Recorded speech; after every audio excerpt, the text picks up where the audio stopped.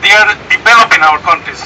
That's the biggest lie. They are not developing our countries. They are destroying our community. They are destroying our way of life. They are contaminating the water, destroying the environment, and creating health problems. Let's make these corporations accountable once for all, because Canada is a signatory of international law, particularly the ILO Covenant 169.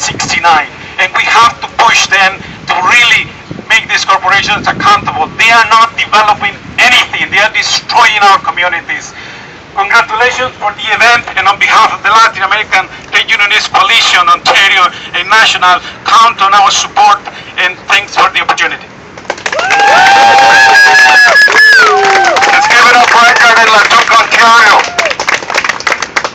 Our final speaker, and it's very important for us, we have Mark Rowlinson here.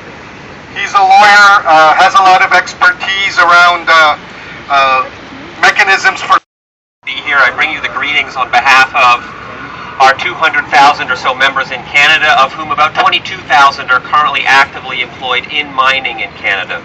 We've heard this afternoon about the destruction that is being wrought by Canadian mining companies all over the world, whether that's environmental destruction, dividing and attacking communities, whether that's ignoring human rights or the mass displacement of people. What I want to talk to you very briefly about is the labor rights issues that are also the labor rights destruction that is also being wrought by Canadian mining companies around the world. You see examples where Canadian mining companies move into communities and they attempt to divide the workers from the communities. And the workers who are working frequently, we find in terrible working conditions for literally pennies a day, find themselves deprived of rights. When they try to unionize, they are the subject of intimidation and coercion and violence. And it is essential that not just Canadian trade unionists and organizations, but trade unionists and organizations and community organizations around the world mobilize in opposition to these activities of Canadian mining companies.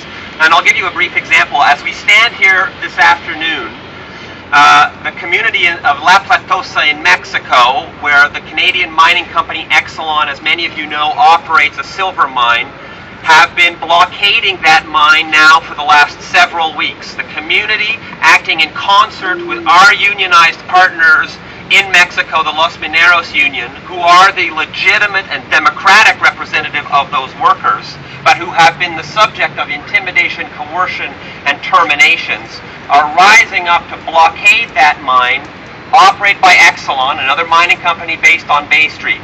And so it's those kinds of examples where communities and environmental activists working in concert with trade union activists can actually bring justice and dignity to those communities around the world.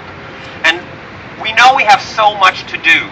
We know that we have a federal government here in Canada that openly thwarts any legislative attempt to try and hold Canadian mining to account.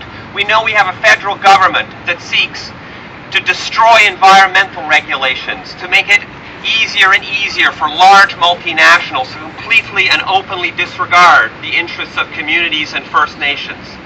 We have a federal government that openly seeks to cover up the activities more often than not of Canadian mining companies on the global stage. And we have provincial governments from New Brunswick to Ontario to British Columbia that act in concert with large mining companies and have the only interest that they have is the mass exploitation of Canada's resources, with no respect for the interests of workers or for value-added production in Canada.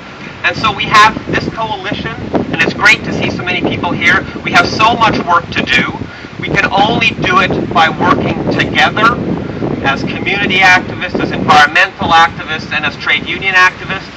And it's great to see you here today, and I bring you the solidarity of our union. And I know that working together, we can succeed, and that we can force Canadian governments to actually hold Canadian mining companies to account for their actions. So thank you very much, and solidarity for them.